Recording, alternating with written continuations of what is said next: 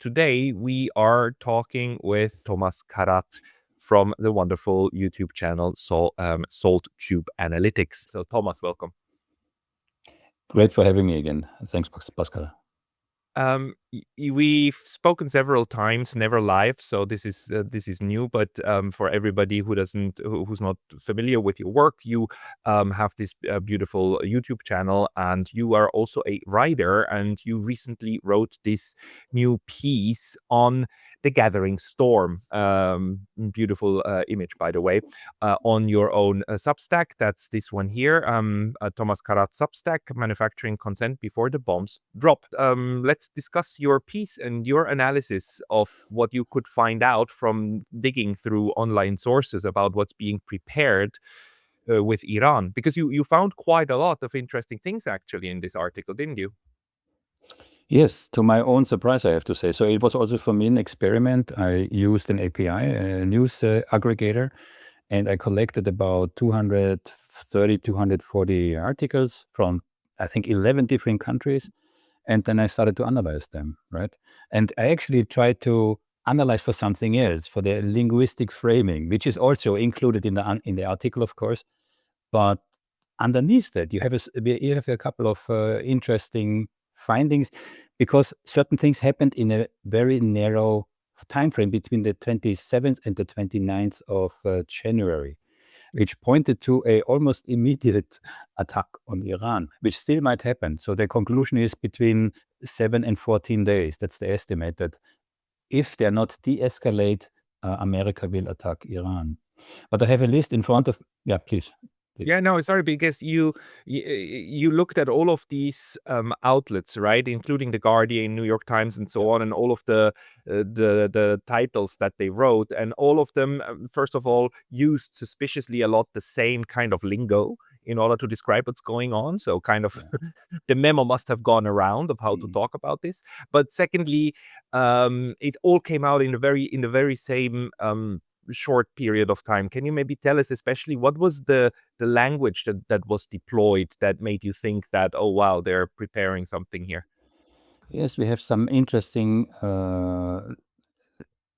framings, in the sense of that. I just look at there Maybe we you have can it. So find if it.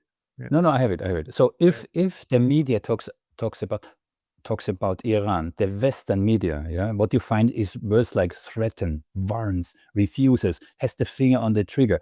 It's really aggressive framing. And then when you look at how the US is described, the US, who is actually building a massive armada, that's actually American language, armada in the region, what do we find? The US prepares. The US weighs options. The US responds. Yeah, from a linguistic perspective, that's defensive framing. Now, when we talk about headlines, if you allow me, we know from scientific studies, and I know that you know, that depending on the media, between 60 and 85% of the people only read headlines. They don't read the full articles. Yeah? And we know this especially from social media, where the aggregators, of course, know if you share, it's an article, without actually reading it, they know. So we can measure this with pretty high accuracy. Now, as a consequence, of course, and this is actually old news for editors anyway, but headlines, so news outlets put a lot of emphasis and thought and effort into the framing of the headlines, because they know how important they are, right? So we can deduct a lot of things out of headlines, right? So that was the linguistic part. Hey, very brief intermission because I was recently banned from YouTube. And although I'm back, this can happen anytime again. So please consider subscribing not only here, but to my mailing list on Substack. That's pascalotta.substack.com. The link's going to be in the description below. And now back to the video.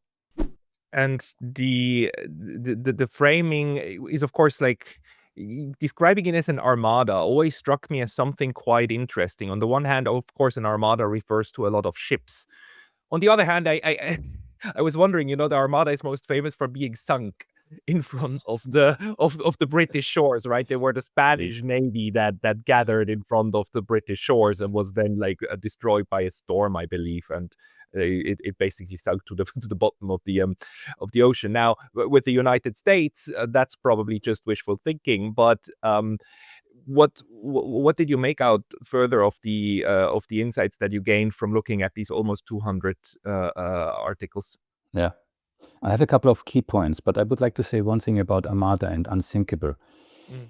Iran has supersonic missiles, yeah, and this is opinion. This is opinion. This is not research, yeah. But I do believe that Iran has the capability, if they really wanted to, really heavily damage an American supercarrier. The whole concept of these huge, massive boats in the era of hypersonic missiles is an outdated one. So I believe, I mean, I don't want to see a nuclear-powered supercarrier on the bottom of the sea. Why? We know from Chernobyl, which I followed at the time very closely, that the Russians had to build underneath some concrete structure in order for it to reach water. If this molten nuclear core would have reached water, Europe would have been gone. That's why I'm saying a supercarrier, a nuclear-powered supercarrier, a sunken one with damage on the bottom of the sea. I don't know if anyone knows what happens if that ever happens. Yeah. So that's to the Armada. Now, coming back to your question, I have a couple of key points here. So first of all, very interesting things happened in this 48-hour time frame from the 27th to the 29th. Yeah. So we had multiple synchronized events. We have the Abraham Lincoln, I believe, is the supercarrier that they deployed. Yeah.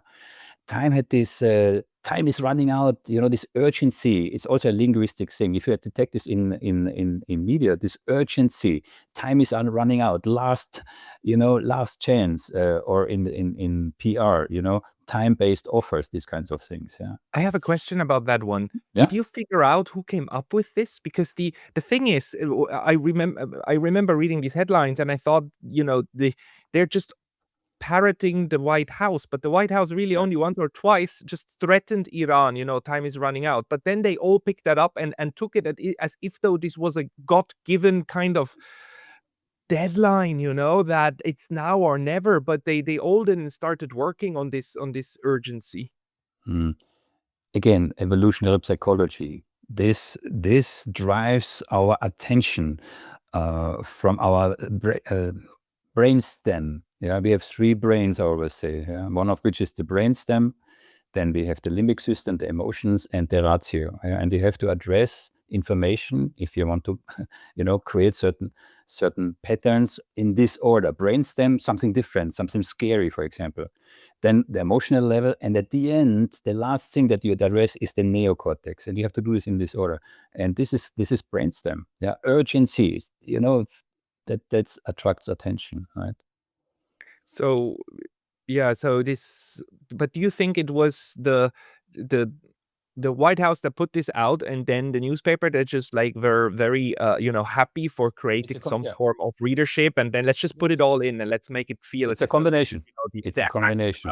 It's imminent. The trigger. First of all, I do believe there is a synchronicity. There was definitely. It's also in my article. So there's too much convergence. One or two.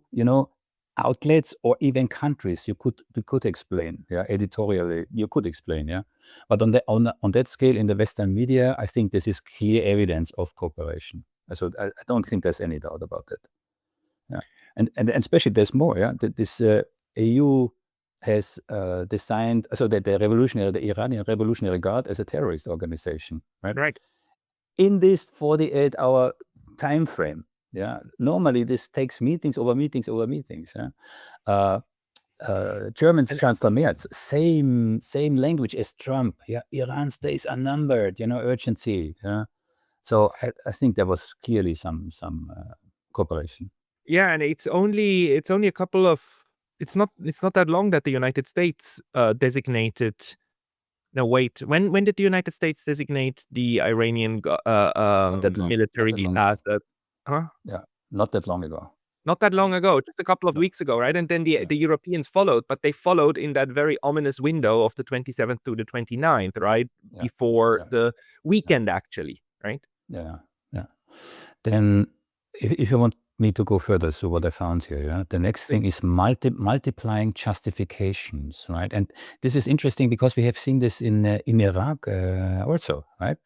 So there is a shift in the original justification. Yeah, the stated rationale shifts from the nuclear deal, which has to be enforced, then to supporting protesters, yeah, then to counterterrorism, and now to regime change. Yeah, so when they do that, I mean, again, this is a very specific strategy. They throw as much as they can on at the ball, and they try to see what sticks. Meaning, what the people, their own population, best reacts on, right?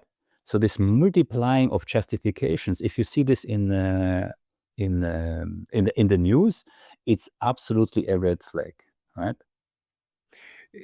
Yeah, I mean, the one thing is, of course, that it is the United States that is building up its navy in front of Iran. It's not like Iran parking its carriers somewhere, right? So Exactly. the Western media has this weird problem that on the one hand they need to portray and frame Iran as the bad guy, and the US as the good guy, when in fact what you're seeing is, of course, a breach of international law from the United States, because not only is an attack forbidden under the UN Charter, even the threat of the use of force is forbidden. And we've had the foreign minister of Iran actually over the weekend on Twitter X, complaining that, look, the US actually puts out these tweets saying that our military should behave more responsibly because apparently the Iranian Navy is too close. It's too close to the US Navy. That's irresponsible. And he complains and ridicules that because it needs to be ridiculed. But that puts the European media into an awkward spot, doesn't it? But can you maybe talk a little bit more about how they tried to get out of that spot with their framing?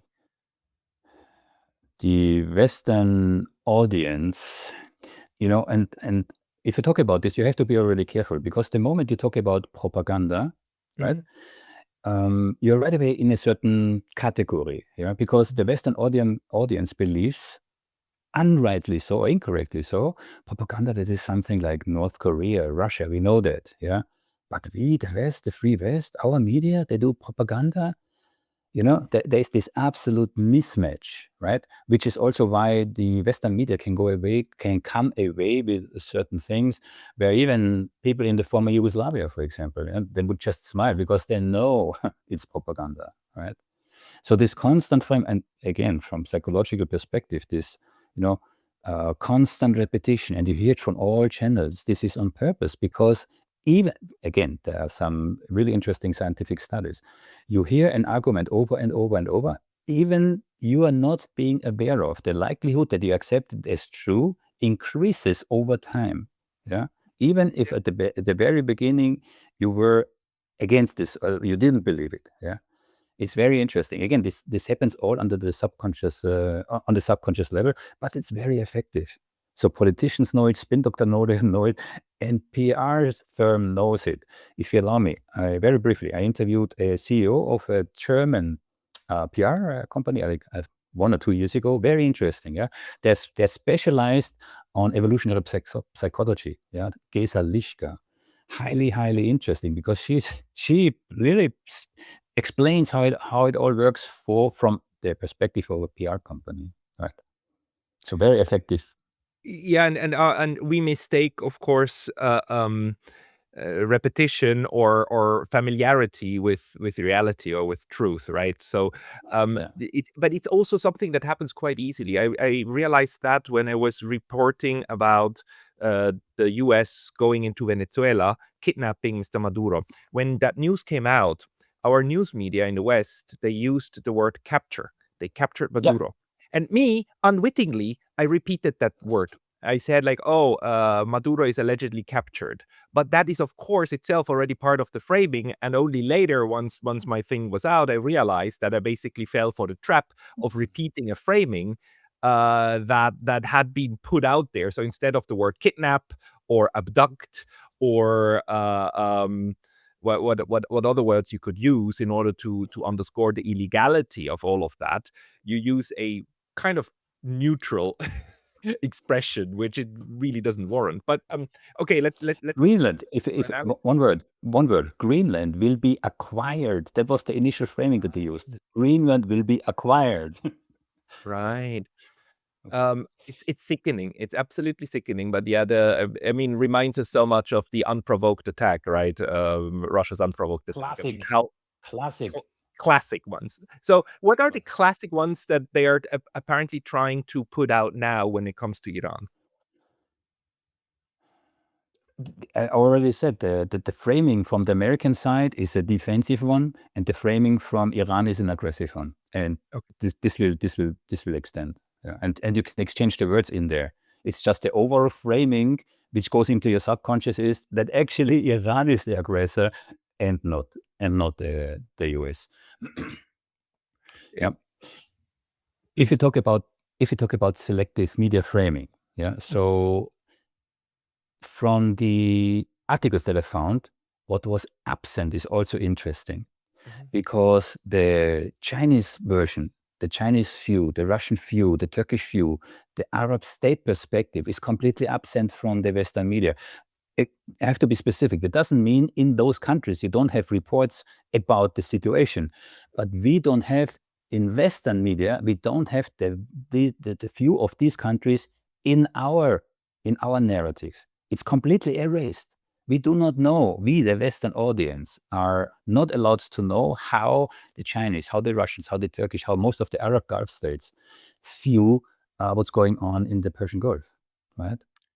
Yeah, and I mean, even of course, in Europe, the Russian voices, the most popular ones in English, RT and Sputnik, are even banned, right? So we don't have Yeah. access, and that's the whole idea behind controlling an Yeah. infosphere, so that Yeah. not just the news, what get reported, is under control, but that the way in which it is being framed is under control.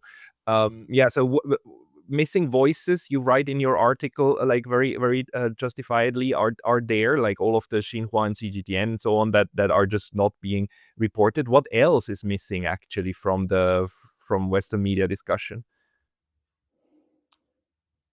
I'm not sure I understand where you're heading it. Sorry, you're writing about missing voices, but Yeah. what other things are missing from the way that Yeah. the West Yeah. is reporting? The potential consequences of if the US attacks Iran. I mean, this is I mean, people do not understand this could ignite the whole Middle East, right? So from let's talk about economics. I found something interesting, but let's come back to this, yeah? Economically, right? So, and I didn't, because I'm not looking in my research, I'm also not an expert in terms of economics or finances, but what struck me is one thing.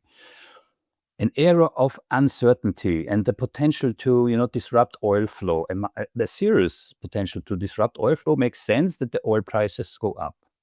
But normally, when we have a heightened insecurity, geopolitical tensions, what does gold and silver do? Well, they also go up. Now, what happened between the 27th, 29th, and 30th of January? Now, gold crashed 37%, and oil crashed 12%. There is something off here, you know. I checked here myself. In the Netherlands, if I want to buy now gold or silver, I have to wait 6 to 12 weeks. And on any website of those dealers you go, they tell you, due to high demand, our whatever response time is like longer, right? So there is an actual run on physical gold and silver. Yet the price, as I said already, 37% silver, 12% gold went down. So something is off here. I don't know who is manipulating what in the background. Again, I'm not a subject matter expert, but that was a surprise finding I didn't even count on.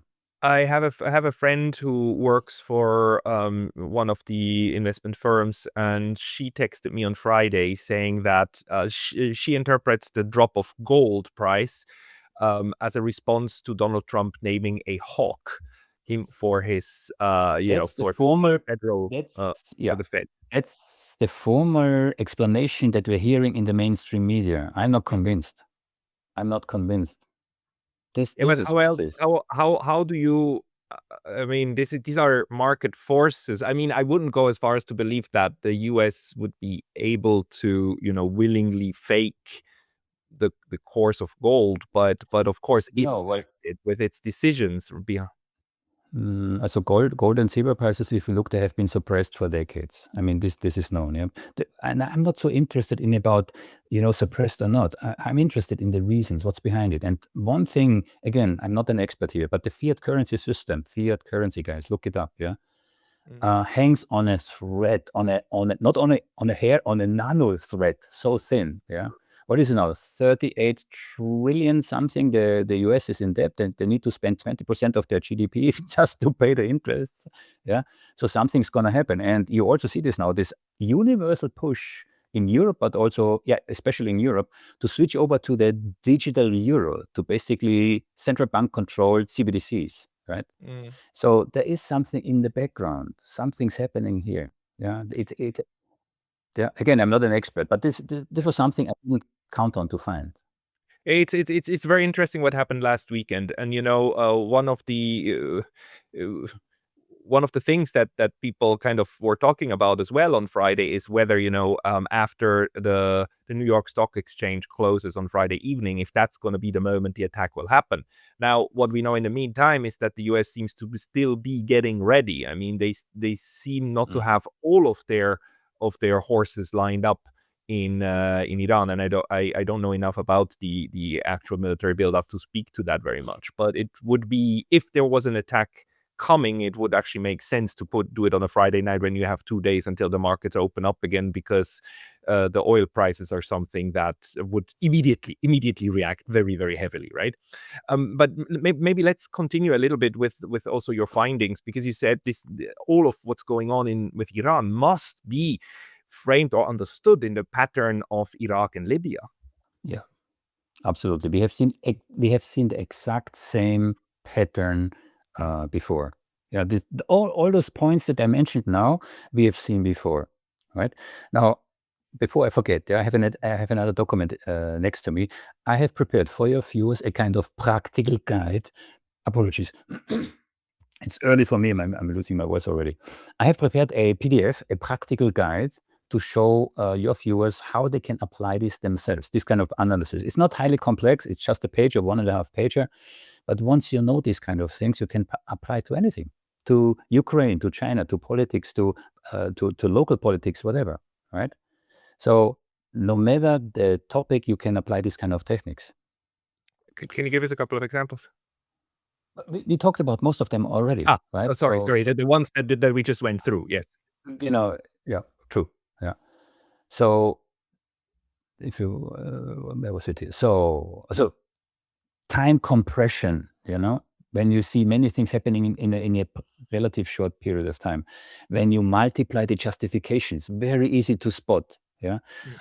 Selective framing, who is heard and who is omitted. I mean, these are absolutely red signals. Yeah. Contradictory market signals, like we had with oil price going up, makes sense. Heavy precious metals are going down.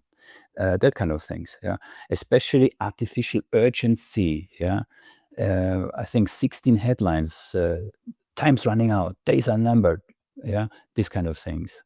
And again, the interesting thing is, thanks to AI, I can pull this from. I have multiple languages. Yeah. This is all. Yeah. Then justification multiplication, very, very interesting. Yeah. So from January 22, 23, nuclear program negotiation failed. Then 27, 28, again, those are the justifications they're trying to use. Humanitarian intervention, we need to protect the protesters. Then suddenly it was counterterrorism. Yeah. IRGC is now a terrorist organization that came into this. January 29, moral imperative, the regime is now evil, these kind of things. So multiple justifications for the same cause, absolutely red flag. Yeah. Then again, whom are you not hearing? Yeah. 0 articles from Chinese, Russia, whatever. We said it already. Yeah? I had only, I think, 4 Russian headlines in my whole data set, 1.7%. Yeah. Minimal Arab world coverage, which is understandable. I have close contacts to Jordan. Yeah, Jordan is again in line apparently. The UAE is too, with what what the Americans are planning. And I would like to add, I was in Jordan when Iran's missiles the first time, not the last time, the first time, flew over Jordan to hit Israel. And we were that close that the houses were shaking. Yeah, so Jordan is in the center of that. So I completely get it, why we do not hear any kind of voices from countries like Jordan. Yeah. And then again, and I know I compress this now, the framing asymmetry. Again, Iran threatens, once refuses, yeah, and America, of course, prepares ways, options. Yeah, watch for these kind of things. Yeah, if you do that, you know, you have a kind of a superpower that you can apply to any topic. Okay. Yeah, so really like attention to the framing and attention to the methods used for this news coverage. What do you think though is the um, you actually write that you are expecting kind of a 14-day window during which an attack either happens or not. Like, what's your view there? It's a tricky one. So, and I just this morning I tried to get a bit more information here. Yeah? So to have this massive military buildup is a very costly adventure. Also, even for the US. Yes, these super carriers. I don't know what they cost per day, but also on a psychological level. I mean, you have people on there. They are preparing themselves mentally to go to war. Yeah, go to war. You know, the Americans. When did they really go to war? Last time was Second World War. Don't forget this. America, since the Second World War, was not really in a war. This kind of acts of aggression, like in Iraq, for example, where they killed at least a million Iraqis, and where they starved to death at least 500,000 Iraqi children, of which Madeleine Albright said on TV she found it justified. These are not wars. This is bomb dropping. This is what Israel does over Gaza. There's nobody in the sky. They fly over there, completely supreme, and drop a couple of bombs. Yeah, Iran might be different, right? So, and yeah, and there's like two things to this. On the one hand, of course, the United States loves to frame its actions as peace loving and in of defense course, of global values. On the other hand, there's a domestic rationale too, because under the U.S.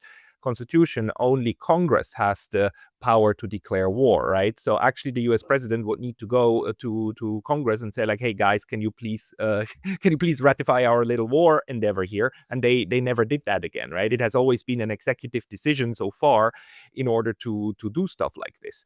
Um, I mean, one of the sick kind of uh, um, ideas one could have is that, of course, what the United States want is to provoke Iran into sinking one of their yeah. ships so that you can then invoke self-defense. Gulf of Tonkin. Gulf of Tonkin.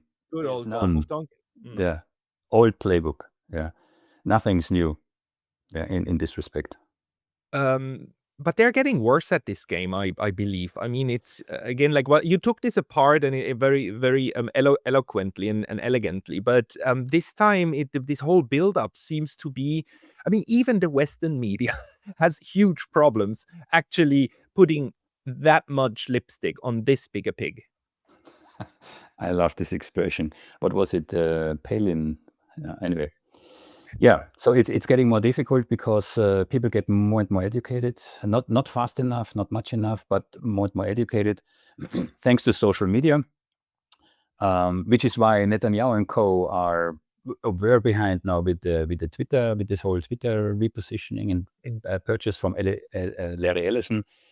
That would be a different story. I mean, what they do all, yeah.